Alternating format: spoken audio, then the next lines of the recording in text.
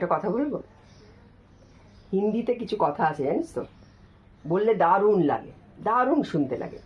যেমন ধর নজর আন্দাজ, বাংলায় কি বলতো? এড়িয়ে যাও, এড়িয়ে যাও। হ্যাঁ, এড়িয়ে যাওয়া নিয়ে এত কথা বলছো কেন? কত কিছুই তো আমরা এড়িয়ে যাই, দেখেও দেখি না। সবকিছু অত পাত্তা দেওয়ার কি আছে? তোকে আমি একটা গল্প বলি।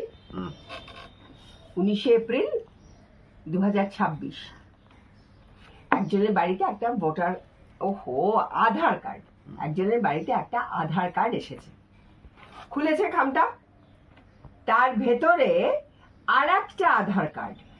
হ্যাঁ, মানে অন্য একজনের আধার কার্ড ওটার ভেতরে।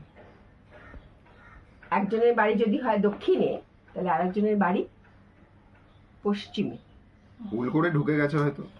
ভুল না, ভুল নয়, ওই যার ঠিকানায় এসেছে, হ্যাঁ, মানে যার নাম আর ঠিকানা ওই ঠিকই এক জায়গায় এসছে, ওইটা হচ্ছে ঠিকঠাক কার্ড।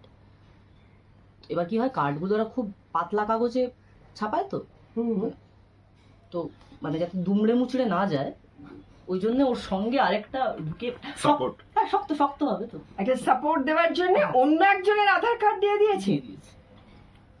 এইটা হচ্ছে নজর আন্দাজ। মানে কি সাংঘাতিক ভুল, ভাবতে পারছিস? তো এটার জন্য যদি কোনো ক্ষতি হয়, তাহলে কার ক্ষতি? আমাদের এই যে এসআইআর লিস্টে নাকি এত এত ভুল, তা সে ভুলগুলো করেছে কে? সাধারণ মানুষ করেছে কি? ক্ষতিটা কার হচ্ছে? দায়টা কার? আচ্ছা, এই 2002 সালে যাদের নামের বানান ভুল ছিল, তার দায় কার ছিল? সরকারের। আর এই 2002 থেকে 2026-এর মধ্যে এই যে যাদের নামের বানানগুলো ঠিক করা হয়েছে, তার নথিপত্র কার কাছে রয়েছে? সরকার। এক্স্যাক্টলি। তাহলে 2026 সালে এসে এই এসআইআর এর সময় যাদের বাড়ির লোকজনের সঙ্গে নামের বানান মিলছে না, 2002 সালে যাদের নাম ছিল তাদের সঙ্গে এই 2026-এ এসে তাদের ছেলে মেয়ে বা বাড়ির আত্মীয় স্বজনের যে এই নাম মিলছে না, তাহলে তার দায় কার হবে? মানে বুঝতে পারছি না। সরকার একটা ভুল করবে আর তার দায় বারবার বারবার আমরা নেব, আমরা টাকা পয়সা খরচা করব, আমরা বারবার গিয়ে বিভিন্ন লাইনে দাঁড়াবো, এটার সঙ্গে ওটা কানেক্ট করব, লিঙ্ক করব, আর বারবার আমরা এই প্রাণপাত করে করতেই থাকবো, খেসারত দিতেই থাকবো।